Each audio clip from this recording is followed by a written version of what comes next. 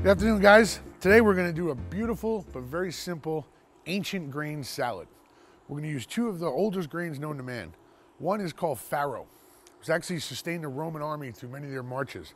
The other one is called quinoa. It's actually a seed, not a grain, but it sustained the whole Incan civilization for a long time. I think it's going to help us. While my grains are cooking, I'm going to set up my ingredients, and when we come back, I'm going to show you how to assemble this very fast but incredibly healthy salad. Welcome back, everybody. Okay, I've cooked off my grains. Very simply, when I'm cooking grains, whether it's quinoa, polenta, farro, I always look at the manufacturer's instructions on the back of the package. And the reason that is because they've weighed the package, they've done the research. I mean, we know how to cook some of these things, but we want to make sure. So follow the package directions is the best way to do it. Basically, I cooked the farro in boiling water for about 10 minutes until it was tender. It comes out beautiful, nutty, crunchy, almost like a breakfast cereal. The quinoa, which is a seed on the other hand, first of all, it goes into cold water and then brought up to a boil. But one of the things that people need to tell you about quinoa when you're cooking, and it's very popular these days, is that it needs to be rinsed first. It has a chemical substance on the outside of it. While it's not harmful to you, it'll taste like soap when you eat it if you don't rinse it first. So again, this went into cold water, brought to a boil, simmered about 15 minutes until they pop out a little bit, and beautiful, two wonderful grains. After that work is done, the assembly is very simple. We're going to take equal parts of the farro and the quinoa.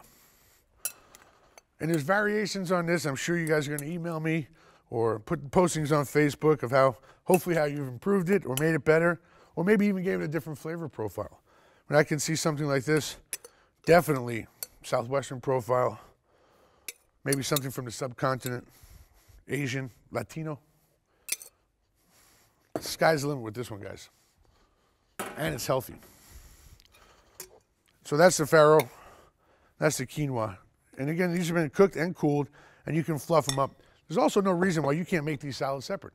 You can't do a farro salad and a quinoa salad. I just like to mix the grains together just for the intellectual properties of it and having a good conversation to share. So just about equal parts. Stir it up, very simple. A couple of very simple components. Of course, salt, my freshly ground black pepper. I've got the zest of 2 whole lemons, and I've got the juice.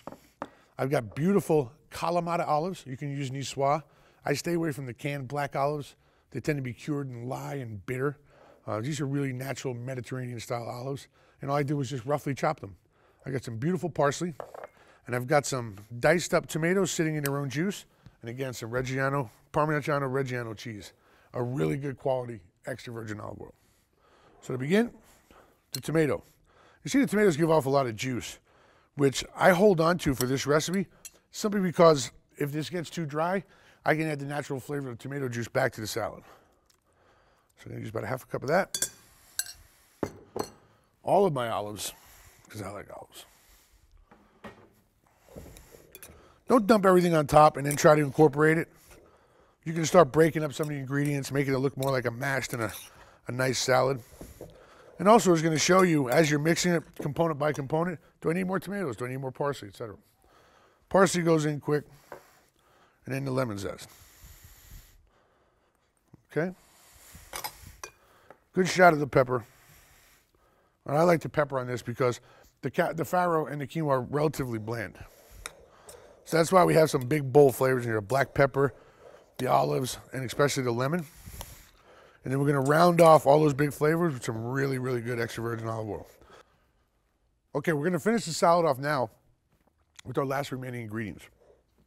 And again, like some of the recipes you've seen me do before, I hold back on the salt for the very simple reason. I'm going to add a salty cheese, and I also have the olives that have salt. So I'm actually going to season it at the end.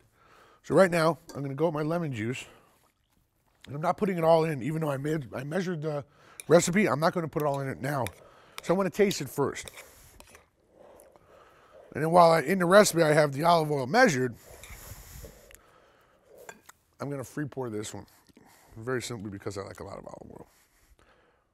You can see the bright green right on top of those greens. This is a very, very good first press olive oil. This is heart healthy and flavor. Floral aromas out of this. All right, now remember, even though we love olive oil, we don't want the salad to be oily or greasy. All right, then we're going to give it a little taste.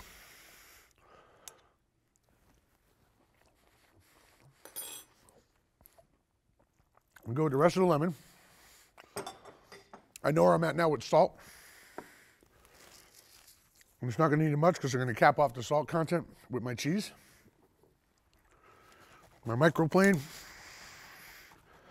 Nice big pile of Parmigiano Reggiano in here. And then we're going to plate it up very simply, guys.